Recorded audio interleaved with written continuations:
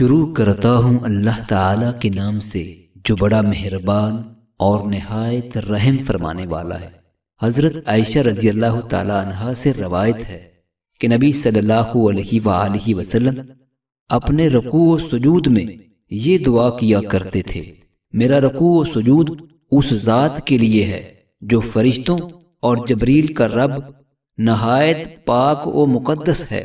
حضرت عبداللہ بن عباس رضی اللہ تعالیٰ عنہ بیان کرتے ہیں، رسول اللہ صلی اللہ علیہ وآلہ وسلم نے فرمایا، مجھے رکوع و سجود میں قرآن پڑھنے سے منع کیا گیا ہے۔ رہا رکوع تو اس میں رب کی عظمت بیان کرو، اور رہے سجود تو ان میں خوب دعا کرو، پس تمہاری دعا قبولیت کے لائق ہوگی۔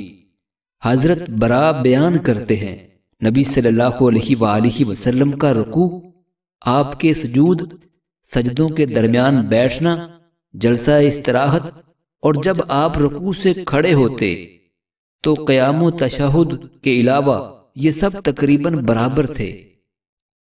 حضرت جابر رضی اللہ تعالیٰ عنہ بیان کرتے ہیں، جب نبی صلی اللہ علیہ وآلہ وسلم نماز شروع کرتے تو تکبیر کہہ کر یہ دعا پڑھا کرتے تھے: بے شک میری نماز، میری قربانی، میرا جینا اور میرا مرنا اللہ دونوں جہانوں کے رب کے لیے ہے، مجھے اسی کا حکم دیا گیا ہے اور میں پہلا اطاعت گزار ہوں۔ اے اللہ، بہترین اعمال و اخلاق کی طرف میری رہنمائی فرما، ان بہترین اعمال و اخلاق کی طرف صرف تو ہی رہنمائی کر سکتا ہے۔ برے اعمال اور برے اخلاق سے مجھے بچا، ان برے اعمال و اخلاق سے صرف تو ہی بچا سکتا ہے۔